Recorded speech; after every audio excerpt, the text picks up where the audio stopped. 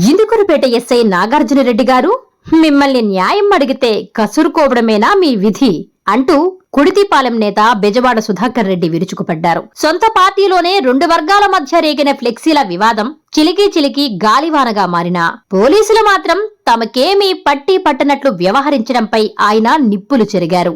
మంత్రి, ఎమ్మెల్యేల రాక కోసం ఆయన ఏర్పాటు చేసిన ఫ్లెక్సీలను మరో వర్గం వారు బరితెగించి చింపేస్తే ఆ సీసీ ఫుటేజ్లు ఉన్నాగాని వారిపై ఎస్ఐ నాగార్జునరెడ్డి వారం రోజులుగా ఎలాంటి చర్యలు తీసుకోకపోవడం వెనుక ఆంతర్యం ఏమిటని ఆయన ప్రశ్నించారు.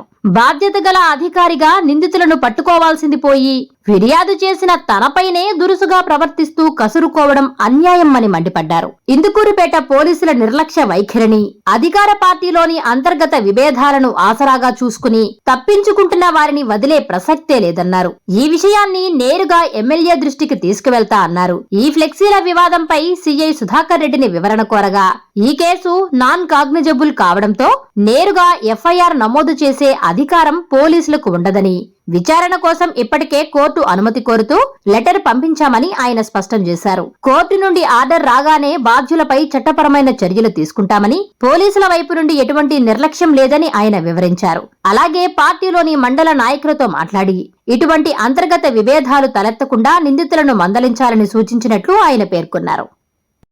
నమస్కారం. నెల్లూరు జిల్లా మాది. నెల్లూరు జిల్లా ఇందుకురుపేట మండలం కుడితిపాలెం గ్రామం. నా పేరు బెజవాడ సుధాకర్ రెడ్డి.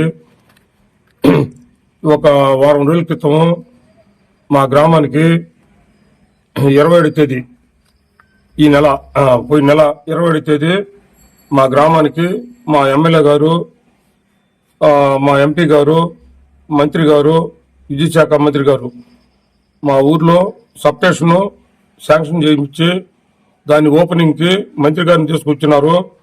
కాబట్టి వాళ్ళు వస్తున్నారని చెప్పి నేను స్వాగతం పలకాలని చెప్పి నేను మా అనుచరులందరూ ఒక ఫ్లెక్సీ కట్టాము. ఆ ఫ్లెక్సీ కొంతమంది దుండగులు ఇది అయిపోగానే దాన్ని పెరికి చించేసి గందరగోళం చేశారు.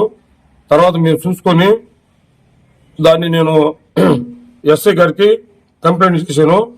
కంప్లైంట్ చేస్తే ఈ ఆట వరకు దాని ఆరోగ్యత లేకుండా నేను ఏదైనా 2 సార్లు అడిగితే నన్ను కొంచెం కసరత్తా మాట్లాడుతున్నాడు.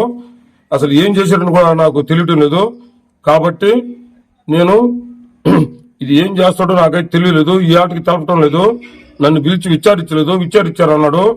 సీసీ ఫుటేజ్ కూడా చెక్ చేశాడు. అయినా ఈ ఆటకు వారం రోజులు అయింది. ఈ ఆటకి పురోగతి లేదు అసలు. కాబట్టి దీన్ని మా దైవమైన ఎమ్మెల్యే గారి దృష్టికి తీసుకొని పోయి నేను ఏం చేస్తుందో ఆమెకి అప్పచెప్తామని మీకు తెలియజేస్తున్నాను. Please subscribe SS News AP.